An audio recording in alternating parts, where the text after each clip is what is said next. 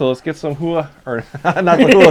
Let's get the Nice Chipotle. Give it a second. Let's get the Chipotle going here, and so our standard traditional question for right now to get to know the people locally more is, how did you get interested in starting airsoft? So, kind of a weird story. I actually did acting for quite a few years and got addicted to blank fire weapons.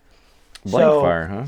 Yeah, blank fire, it kind of got expensive, so we kind of just went action VFX and downgraded to cheap airsoft from like Walmart kind of thing to start painting them real cheaply. Got rid of the orange tips. And how long ago was this? About 8 years ago. Oh, okay. Been in airsoft 7 and been YouTube for 5. But having airsoft is a little bit cheaper on the wallet for films. I'm sure you guys are aware of what blank fire versus airsoft cost. Yeah, so blank fire, even 8 years ago, was too expensive. Yeah. Wow. I didn't realize they were that expensive back then either. That's like pre-COVID expensive. Yeah. That's wild. Well, because you got to have so many rounds, and then you have to have them all certified on set. Like, if one primer was off, you just lost money because they won't let you use it because it's a safety thing. So you don't run into Alex Baldwin's type stuff. yeah. Yeah, we don't want any of that. No. So we tried to avoid that, but that's what actually got me started on airsoft. Caleb's already feeling the heat. No. Chipotle. No. No. We'll just jump to number 8 if you want. I like to tease myself up to that point. Get your confidence built up. That's what he needs. Just hurt myself more and more gradually, basically. See, you guys want to know how to break them? Camera. Deer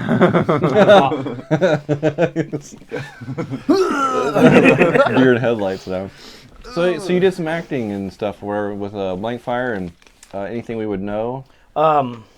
Just little things like on Amazon Prime. I did a movie called Little Mouse. Traveled to Pennsylvania for it. It was actually one of my first real paid jobs. And I wasn't actually background. I actually got to speak. I played a deputy sheriff.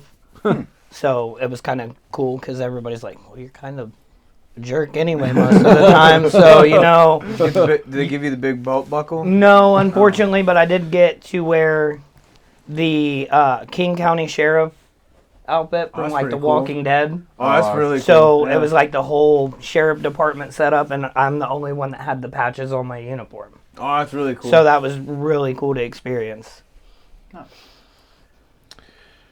Anything else you want to add to that story of how you got started? So how did you end up at coming across I-70 by chance? Actually, that's that's the funny part of the blank fire thing that led into airsoft. I actually ran into a couple local guys, Dennis, Austin. Oh yeah. That's right. And then I started playing with them. That's where I met Marmar. I met Sean. I can't remember what his call sign is because I never see him.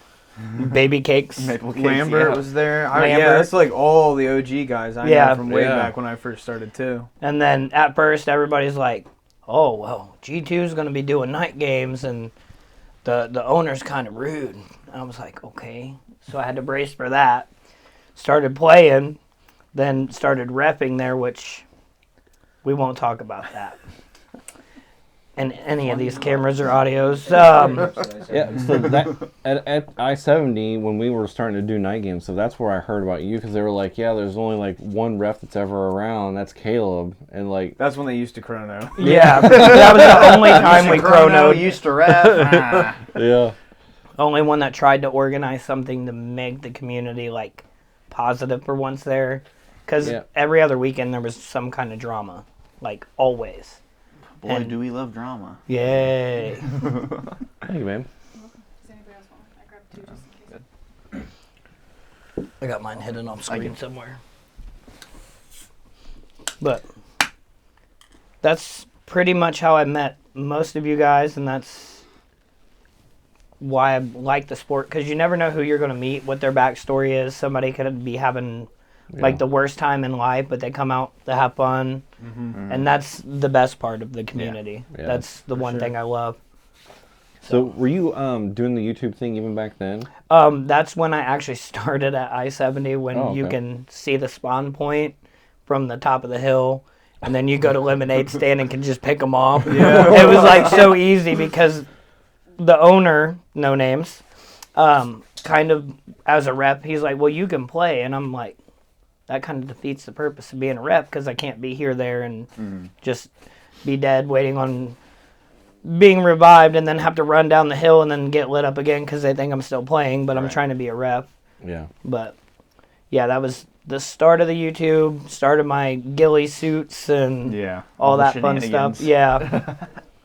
But then I found better places to play that had more area, more laid back, people that actually cared to stop the drama before it become physical and police got involved, and that's why G2's my home field. I was gonna say, are you gonna name drop that field? G2 sucks. Never play there. Yeah. Okay. Anything else you want to add to that topic about how you got started or interested? How did you find out about? Just because you went from the blank fire and had to find some cheaper alternative? Or? Yeah, and I kind of like got forced to come play one time, and they're like, "Oh, you'll love it." Well, I've never been shot by an airsoft gun before at all. I think it's the most scariest thing you've ever done. You're and just like, ah. The first time, okay, I gotta tell this story because this is the worst thing that could happen to you in airsoft is when you get shot in your tit. Every time I play, it's either my armpit or my tit. Or that fatty part under the blank area. God, the worst. Yep. And every time I played after that, it's just like I expect it now, so it's cool. But I ran into Brummett at a airsoft trade thing that was going on at I-70, and then he's like, "Well, you should play." I'm like, that's stupid. Like, I thought airsoft was the dumbest thing. And then I tried it and become addicted. And here we are, 5 years later. Making content. 50,000 subscribers later. Yeah. Now, I know there's a lot of people that do, like, paintball when they're younger and then, like, transition to airsoft. Did you ever do any paintball? No. Okay. No. My dad did when he was younger, and he told me, like, people will freeze them and everything else. Yeah. And some fields don't make you buy them there, so you could easily get hurt pretty... Yeah. And I'm like, oh, well, plastic BB, and then I was like, oh, the adrenaline alone just, you don't feel it half the time, and then when you get home, it's like, ow, my tit. Frozen paint versus jewel creep. I think I'll take jewel creep. Yeah, unless I'm like embedded in my head or something. Forehead or something like that. Yeah. One of these. No, this one didn't embed. You gotta catch one in your chin. And pop he it did out. that. I remember that. Didn't you find out about that like 2 days later that it was still in there? No. Was this the same day? Yeah, I popped it out right after it happened. Oh, okay. Because I remember like we looked at it, we were like, yeah, we don't think it's in there. And then like you're like, oh yeah, dude, there was one in there. I just kept messing with it as we were playing. I'm like, it feels like, a really hard zip. It'll happen eventually. Maybe we should consult Mark. Yeah, I'm sure Mark would have great advice on that. On how hey, we Mark, can be reach out and let us know what you think about that. It's too dangerous to be playing this sport. So.